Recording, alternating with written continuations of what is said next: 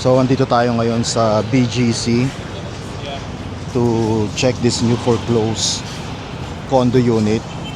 This is actually a commercial condo, corner unit. Dalawa siya na magkahiwalay, capital house. Developer nito is Ayala, and ang monthly dues dito is 175 pesos per square meter. So ito yung building, malapit siya sa High Street, Uptown Mall and Mitsukoshi Mall. So let's go and check natin siya. Open lang siya. Okay. 16th floor. Ito sir, mag-umpisa na. Dalawa to eh, 6. Ha? Hanggang saan siya? Kasi isang unit pa to. Isang unit, hindi na to yung part nung ano. Ang nakalagay kasi dito is 1608, 1610. Ito. Magmula rito, dyan. Isang unit pa kasi ito. Ah, hindi na kasama to. Hindi sir, isang unit pa to. So dito mula Dito, mula rito.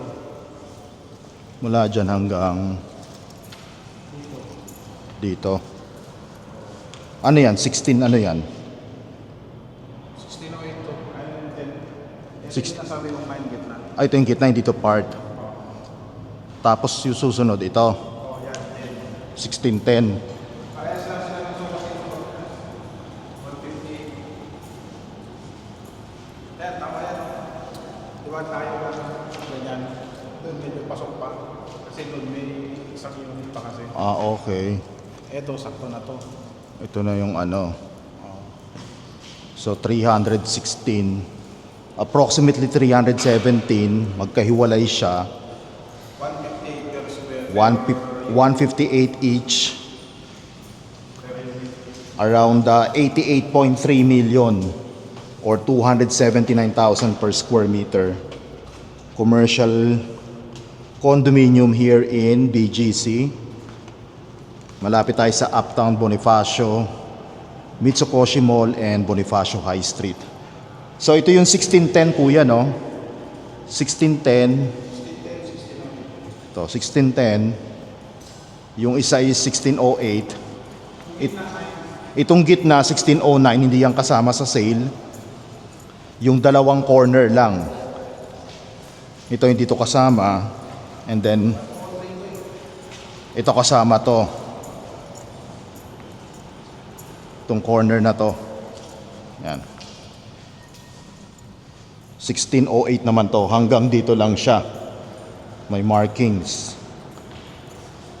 Pwede mo kaya siyang pag-isahin? So hanggang dito.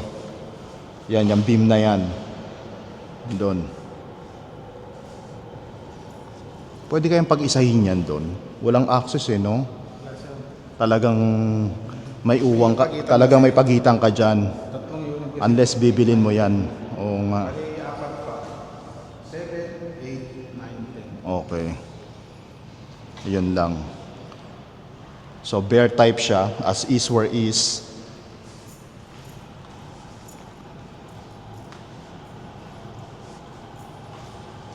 Well, maganda siya dahil corner.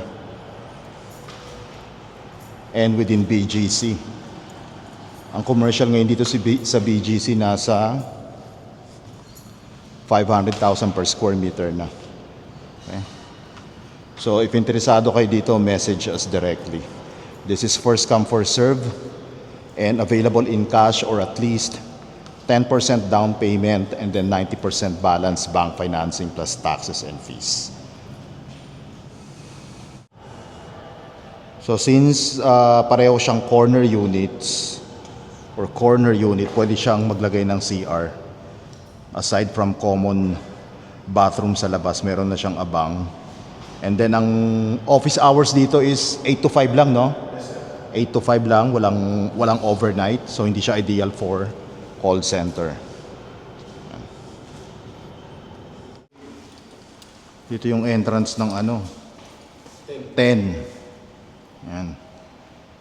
And then dito yung elevators. And then entrance ng 9 is dito. 8 sir. 8 pala. 1608 and then 1610 doon. Magkahiwalay talaga.